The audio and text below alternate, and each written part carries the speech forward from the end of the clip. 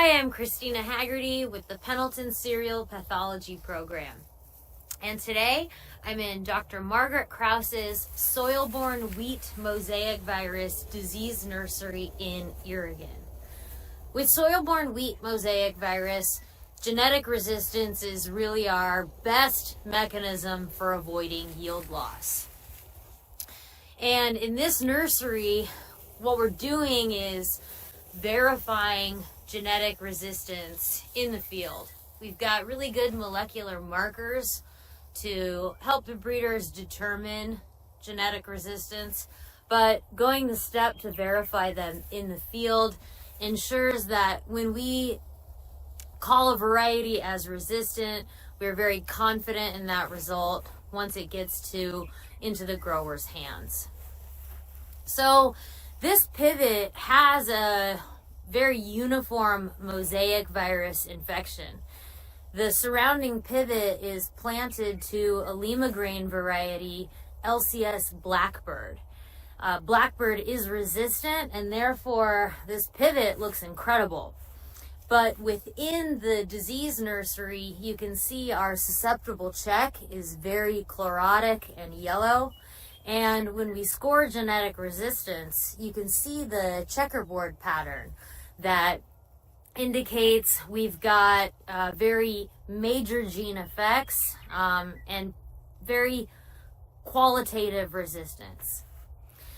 So mosaic virus has been expanding in our region since it was identified in 2008. And the virus can move any possible way you can think of infested soil moving in our environment. So that's from equipment, trucks, even wind. Once we have a mosaic virus infection in the field, it's considered a semi-permanent situation. Once we have a mosaic virus infection in season, there's nothing we can do about it. But we can rely on molecular tools from our diagnostic clinics so that the next time the field is planted to wheat, the grower can select a resistant variety. Soilborne wheat mosaic virus is transmitted in the soil by a Plasmodiaphora. So this is a fungal-like organism that has a flagella. And so that Plasmodiaphora moves in the soil solution, carries virus, and infects roots of young plants. That infection occurs in late winter, and then we can see the virus expression in the above ground plant tissue once those plants break dormancy. The window to observe mosaic virus symptoms tends to be quite short because once daytime temperatures hit about 70 degrees, that virus replication shuts down and the plant can essentially grow out of those symptoms.